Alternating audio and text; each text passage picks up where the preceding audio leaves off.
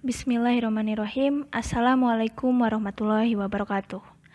Alhamdulillahillazi an'amana binikmatil iman wal islam wa nusholli wa nusallimu ala khairil anam Muhammadin wa ala alihi wa sahbihi azmain amma ba'du. Selamat datang kembali di e-learning pelajaran bahasa Indonesia. Apa kabar anak-anak sekalian untuk minggu keempat pertemuan kita? Harapan Ustazah tetap sama, semoga kita tetap berada pada lindungan Allah.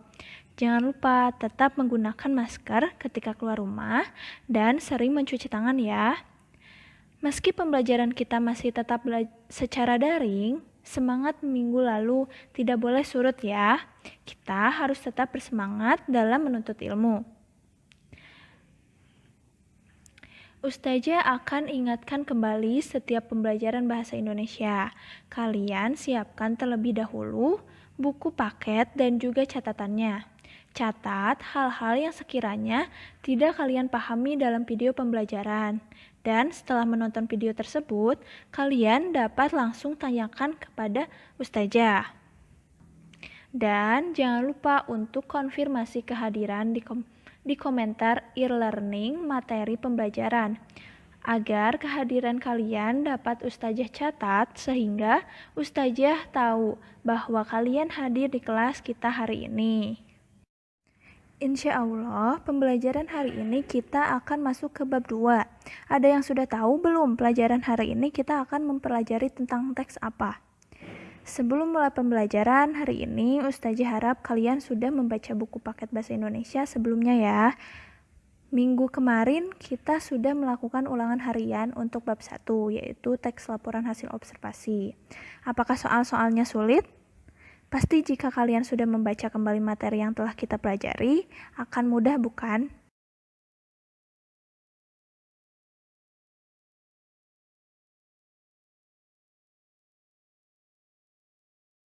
Nah, sebelum masuk ke pembahasan materi kita, akan mengetahui terlebih dahulu kompetensi dasar untuk mempelajari pembelajaran hari ini.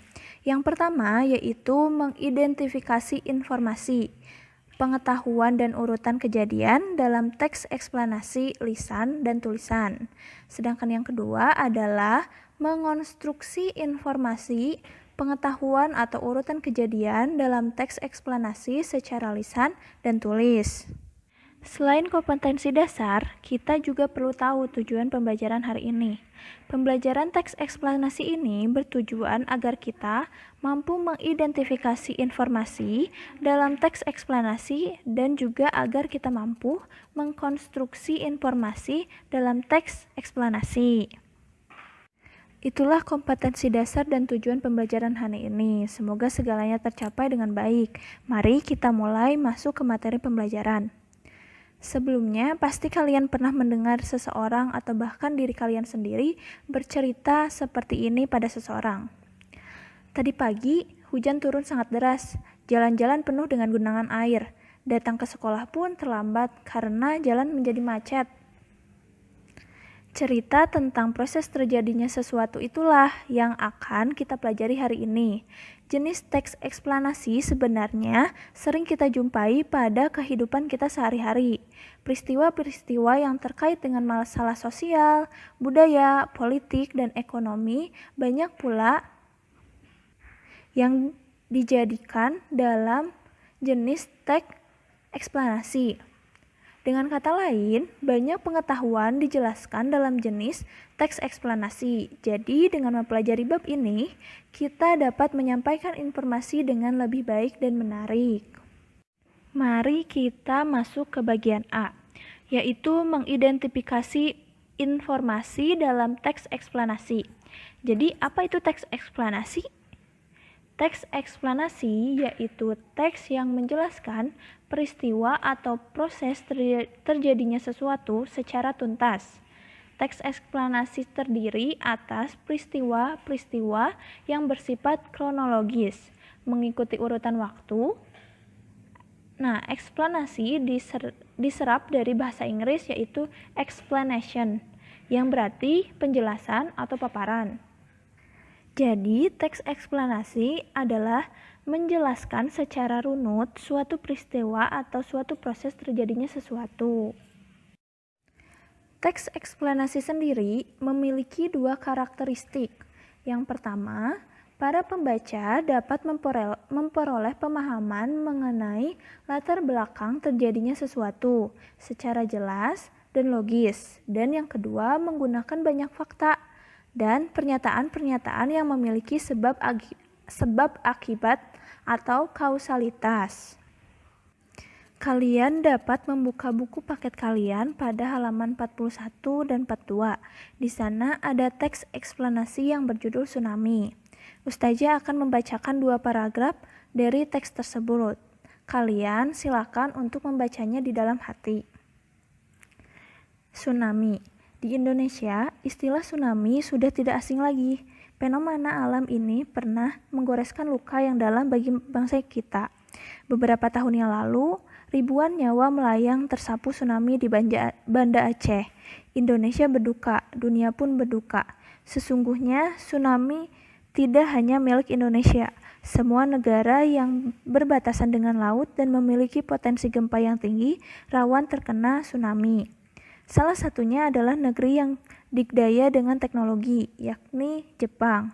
Namun, apakah sebenarnya tsunami itu? Mengapa tsunami itu muncul? Bagaimana pula proses terbentuknya? Kata tsunami berasal dari bahasa Jepang yang berarti ombak besar pelabuhan. Definisi umum tsunami adalah naiknya gelombang laut ke daratan dengan kecepatan tinggi akibat adanya gempa yang berpusat di dasar lautan. Gempa tersebut dapat diakibatkan oleh tanah yang longsor, lempeng bumi yang bergeser, gunung berapi yang mengalami erupsi, serta meteorit yang jatuh di lautan. Tsunami biasanya terjadi apabila besarnya gempa melebihi 7 skala Richter. Tsunami cukup berbahaya, terutama bagi mereka yang bermukim di sekitar pantai dengan kekuatan besar. Tsunami akan menyapu apapun yang dilewatinya. Kita dapat lihat bahwa inti dari informasi tersebut adalah proses terjadinya tsunami. Nah, sebelum masuk ke pembahasan pokok, kalian bisa melihat pada paragraf pertama, teks tersebut memuat identifikasi fenomena dalam bentuk penjelasan tentang keberadaan atau konsep tsunami. Teks tersebut juga pembahasannya fokus terhadap objek dari teks tersebut, yaitu tsunami. Hal-hal yang dijelaskan tadi dalam teks tsunami tersebut, pernyataan-pernyataannya didominasi oleh kalimat pasif sebagai salah satu cara memberikan penekanan pada objek atau tema pembahasan. Kalimat pasif ditandai dengan kata kerja pasif, misalnya diketahui, disebabkan, terjadi, terdorong, terbayang, dan diperlihatkan. Kemudian, agar pembahasan tersebut lebih objektif dan benar-benar faktual, penulis menggunakan banyak fakta untuk menunjukkan pendapat-pendapatnya. Selain itu, dalam teks tersebut banyak menggunakan kata-kata penunjuk waktu. Misalnya, beberapa tahun yang lalu, diawali, rentang waktu yang singkat, kemudian, sejak, ketika berikutnya, dan lalu. Teks tersebut juga menggunakan kata-kata yang bermakna kausalitas dan bersyarat, seperti disebabkan oleh, menyebabkan, diakibatkan oleh, apabila, jika, meskipun, dan lain sebagainya. Nah, itu menunjukkan bahwa adanya sebab akibat. Setelah mendengarkan penjelasan tersebut, jika ada yang masih tidak dipahami, silakan untuk mencatatnya di buku catatan kalian. Setelah menonton video pembelajaran ini, tanyakan kepada ustazah, nanti kita diskusikan bersama. Nah, kita akan masuk ke bagian B, yaitu mengonstruksi informasi dalam teks eksplanasi. Mengonstruksi informasi dalam teks eksplanasi dapat dilakukan dengan menceritakan kembali atau memberi tanggapan terhadap teks tersebut. Salah satu bentuk tanggapan yang dapat kita lakukan adalah dengan komentar. Pada bagian sebelumnya, kita telah mengidentifikasi informasi dalam teks eksplanasi. Dengan informasi yang sudah didapatkan, kita dapat memberi komentar. Dengan memberi komentar, secara tidak langsung, kita sudah mengonstruksi atau membangun kembali informasi dalam teks tersebut, karena komentar tentu berdasarkan informasi. Ada beberapa hal yang perlu diketahui sebelum memberi komentar, yaitu kita perlu tahu bagaimana bentuknya, isi, dan cara menyampaikannya, agar komentar yang kita berikan ini tidak menjadi kesalahpahaman terhadap teks tersebut. Yang pertama adalah bentuk-bentuk komentar. Yang perlu kita ketahui, mari perhatikan contoh berikut.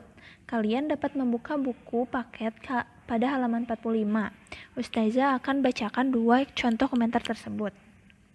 Yang A adalah, saya kira bacaan itu sangat jelas dalam menyampaikan proses terjadinya banjir di kota-kota besar. Dikatakan bahwa pada umumnya banjir-banjir itu terjadi karena terganggunya daerah resapan air dan saluran yang terganggu. Akibatnya, begitu turun hujan, air terlambat alirannya dan lama-kelamaan menjadi air bah yang sangat berbahaya dan bisa menelan banyak korban. Kemudian yang B, data yang diungkapkan teks tersebut belum begitu jelas. Fakta-faktanya masih terlalu umum. Oleh karena itu, kita tidak dapat memperoleh informasi baru tentang proses terjadinya pergeseran bahasa ibu di kota ini. Bahwa pergeseran kegiatan berbahasa itu akibat pengaruh dari luar. Kami setuju, akan tetapi kapan dan bagaimana prosesnya secara mendetail tidak dijelaskan di dalam teks tersebut. Contoh tersebut merupakan bentuk komentar terhadap isi teks eksplanasi. Berdasarkan contoh teks tersebut, komentar didefinisikan sebagai ulasan, tanggapan, atau sambutan respon terhadap suatu yang didengar atau dibaca. Nah, untuk komentar A bersifat positif atau menyatakan keunggulan, sedangkan komentar B bersifat negatif atau menyatakan kekurangan secara khusus. Kemudian, selain ada bentuk-bentuk dari komentar, ada juga macam-macam komentar. Macam-macam komentar ini ada 5, yaitu dukungan, kritik, pertanyaan, saran, dan sanggahan. Agar dapat mengomentari teks eksplanasi dengan benar, terlebih dahulu kita perlu melakukan analisis terhadap teks tersebut pada aspek-aspek yang lebih jelas. Sejumlah pertanyaan dapat kita ajukan untuk melakukan hal tersebut. Pertanyaan-pertanyaan yang dimaksud misalnya sebagai berikut. Yang pertama ada, fenomena apa yang menjadi fokus pembahasan tersebut? Kemudian bagaimana dengan perinciannya? Apakah sudah disampaikan dengan proses yang jelas? Apa saja fakta yang dijelaskan dalam kegiatan peristiwa tersebut? Bagaimana pola-pola pengembangan teks tersebut? Kata apa saja yang menunjukkan pola-pola pengembangan teks tersebut? Nah, hasil analisis yang kita telah lakukan dapat menjadi bahan-bahan pertimbangan. Hasilnya dapat berupa pertanyaan-pertanyaan seperti baik, kurang baik, bagus, kurang bagus, layak atau tidak layak, bermutu, tidak bermutu, dan lengkap, tidak lengkap. Nah, yang kedua ada isi komentar. Coba perhatikan contoh berikut. Kalian bisa membuka buku halaman 48 dan 49 ya. Akan Ustazah bacakan dan kalian bisa membacanya dalam hati. Urutan kejadian yang dikemukakan dalam teks eksplanasi itu cukup jelas. Data-data yang dipaparkan mudah dipahami. Akan tetapi, saya masih meragukan kebenaran data-data tersebut. Mungkinkah proses pemahaman hampir 100% isi sebuah buku dapat dilakukan dengan membacanya hanya sekali? Apa yang saya alami tidak begitu. Untuk dapat memahami isi sebuah buku, saya perlu membacanya berkali-kali, minimal 2 kali, barulah saya bisa memahami isinya secara lebih baik. Komentar tersebut tergolong suatu pertanyaan. Perkataan tersebut muncul karena ada keraguan ataupun ketidakjelasan pernyataan dari isi suatu teks. Selain pertanyaan dan sanggahan, komentar-komentar yang dapat kita ajukan dapat berisi kritik dan saran. Kritik adalah celaan atau kecaman atas suatu keadaan yang dan perilaku. Sementara itu, saran adalah pendapat, usul, atau anjuran yang dikemukakan untuk bahan pertimbangan. Adapun aspek-aspek yang dikomentari mungkin berkenaan dengan kebenaran informasi atau data di dalam teks tersebut. Mungkin pula aspeknya berupa struktur ataupun susunannya.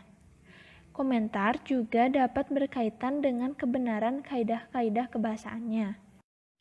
Yang selanjutnya adalah cara menyampaikan komentar. Di samping kesesuaian dengan masalah utamanya, berikut beberapa hal lain yang perlu diperhatikan dalam menyampaikan komentar. Yang pertama adalah harus fokus. Tanggapan yang berbelit-belit akan membingungkan pendengarnya. Oleh karena itu, sampaikanlah tanggapan itu dan langsung pada inti permasalahannya. Yang kedua, harus jelas. Tanggapan yang disampaikan secara samar-samar akan menimbulkan tafsir yang macam-macam. Untuk itu, kita perlu memilih kata yang tepat dengan struktur kalimat yang efektif. Kemudian yang ketiga, harus lengkap. Kelengkapan suatu tanggapan antara lain ditandai oleh sejumlah alasan yang kuat dan didukung oleh sejumlah fakta yang memadai. Yang terakhir, jika berkomentar, kita harus menyampaikan tanggapan-tanggapan dengan santun. Kesantunan akan tampak pada pilihan kata dan sikap seseorang ketika berbicara. Apakah kalian sudah paham bagaimana mengidentifikasi informasi dan mengomentari teks eksplanasi dengan baik? Jika ada yang masih membuat kalian bingung, silahkan tanyakan langsung pada Ustazah. Nah, setelah pembelajaran kita akan merangkum terlebih dahulu apa saja yang telah kita pelajari hari ini. Kita telah mempelajari pengertian, karakteristik, mengidentifikasi, dan juga mengonstruksi informasi teks eksplanasi. Nah, insya Allah minggu depan kita masih akan melanjutkan pembahasan bab 2, yaitu teks eksplanasi bagian C dan D. Semoga apa yang kita pelajari hari ini bermanfaat untuk kita. Setelah ini kita akan diskusi di e-learning. Terima kasih atas perhatiannya. Semoga kita diberikan kesehatan selalu oleh Allah Subhanahu wa taala. Wassalamualaikum warahmatullahi wabarakatuh.